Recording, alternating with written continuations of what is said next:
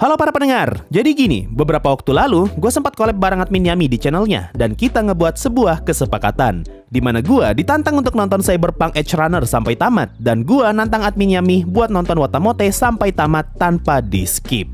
Jadi ketika kalian nonton video ini, kalian bisa langsung cek channelnya admin Yami untuk memastikan sendiri apakah dia sudah nonton anime Watamote atau belum, dan apakah admin Yami kuat nonton anime Watamote tanpa di skip-skip. Nah, seperti yang gue bilang di awal, gue ditantang buat nonton Cyberpunk Edgerunner, dan ini adalah video yang berisi impresi atau pendapat gue setelah nonton anime tersebut. Disclaimer dulu, gue adalah orang yang gak suka dengan anime yang nyeritain banyak karakter mati, sampai-sampai karakter yang berada di sekitar MC pun ikutan mati.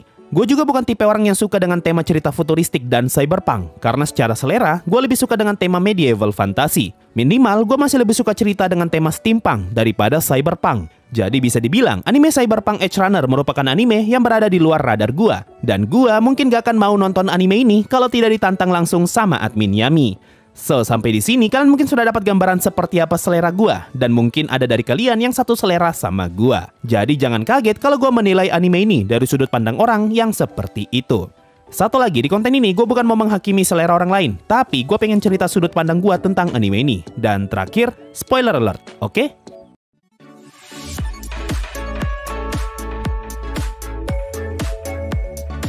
Anime Cyberpunk Edgerunner adalah anime yang menggunakan latar dunia dari game yang sempat ramai beberapa tahun yang lalu, yaitu Cyberpunk 2077. Jadi buat kalian yang pernah mainin game ini, gue sangat yakin kalau kalian pasti akan menikmati animenya.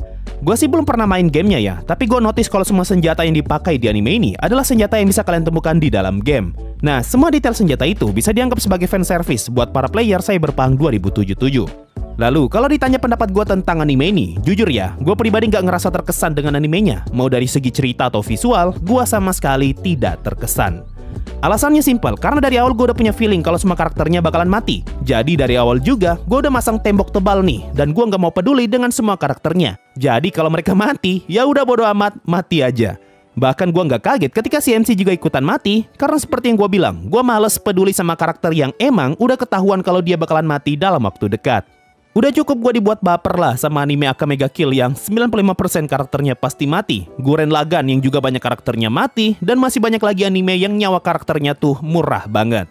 Makanya gue rada malas kalau disuruh nonton anime yang karakter intinya gampang banget mati. Satu kekurangan fatal untuk tipe cerita seperti ini, yaitu kematian karakternya gampang ketebak. Karena karakternya terlalu gampang mati, jadinya kita nggak akan kaget kalau tiba-tiba ada death flag yang muncul. Contoh paling gampang tuh ketika Rebecca mati. Secara tiba-tiba, scene-nya Rebecca dibuat emosional dengan efek cahaya yang bagus. Hal ini ngebuat gue curiga kalau tidak lama lagi bakalan ada scene yang matahin momen ini dan ngebuat Rebecca mati. Dan benar saja, tidak lama setelah scene itu, tiba-tiba si Adam Smasher muncul dan ngeinjak Rebecca. Apalagi, anime Cyberpunk mengambil latar dari game Cyberpunk juga. Dengan kata lain, semua karakter yang muncul di gamenya tidak akan mungkin mati di anime ini. Nah, si Adam Smasher merupakan salah satu karakter yang ada di game Cyberpunk. Jadi dengan informasi ini, udah bisa ketebak siapa yang bakalan kalah dan juga bakalan mati ketika kita melihat pertarungan David bertarung melawan Adam Smasher. Tapi tolong dicatat, gue nggak bilang anime Cyberpunk jelek karena karakternya mati semua. Justru kejadian seperti ini adalah hal yang sangat masuk akal untuk tipe anime yang mengambil tema Cyberpunk. So, sangat wajar kalau ada banyak karakter yang mati di dunia yang memang menganggap nyawa manusia sangatlah murah. Nah, ngomongin David atau MC di anime ini, di mata gue melihat David sebagai bocah yang kehilangan arah. Seorang bocah yang tiba-tiba kehilangan figur penting dalam hidupnya, yaitu orang tua, dan tiba-tiba dihajar oleh realita hidup yang sangat berat.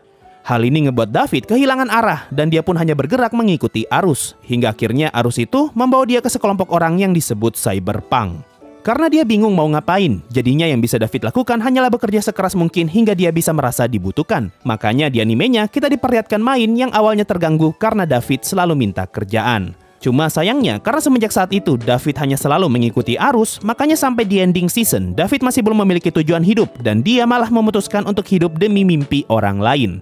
Contoh seperti mimpi ibunya yang ingin David berdiri di atas gedung Arasaka dan impian Lucy yang ingin pergi ke bulan. Selain itu, anime ini pengen ngasih tahu kalau kita bukanlah makhluk yang spesial, dan hal itu juga berlaku untuk si MC. Di saat banyak cerita, ngebuat MC-nya sebagai sosok yang spesial karena mereka adalah sang protagonis. Nah, di episode 5, David merasa kalau dirinya adalah sosok yang spesial karena mampu menggunakan alat lebih baik daripada orang lain.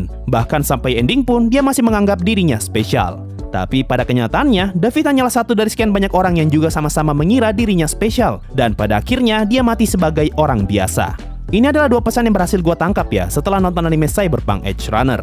Nah sekarang kalau ngomongin soal musik, gue pribadi nggak merasa musiknya bagus-bagus amat. Mungkin satu-satunya musik yang kena ke gue cuma musik di episode terakhir ketika David bertarung melawan Adam Smasher. Selebihnya sih buat gue nggak berkesan. So, kesimpulannya, setelah gue nonton sampai tamat, gue pribadi tidak begitu terkesan dengan anime Cyberpunk Edge Runner. Malahan menurut gue, sebagai sesama anime dari game, Arcane masih jauh lebih asik untuk ditonton. Mau itu dari grafis, musik, bahkan cerita, bagi gue masih jauh lebih menarik Arcane daripada Cyberpunk Edge Runner. Malahan jujur ya, gue agak risih loh nonton Cyberpunk Edge Runner karena ada banyak sekali scene vulgar di anime ini. Cuma kalau mempertimbangkan latar ceritanya, semua scene tadi bisa dibilang sebagai hal yang normal di dunia itu. Walaupun tetap saja, gue memang risih liatnya. Kalau menurut kalian gimana? Berapa banyak dari kalian yang sudah nonton Cyberpunk Edge Runner? Dan bagaimana pendapat kalian setelah nonton animenya? Apakah kalian tim admin Yami yang merasa animenya bagus banget? Atau kalian sama seperti gue yang merasa animenya kayaknya sih biasa aja? Coba komen di bawah. Mungkin itu saja untuk video kali ini. Makasih semuanya sudah mendengarkan, dan bye!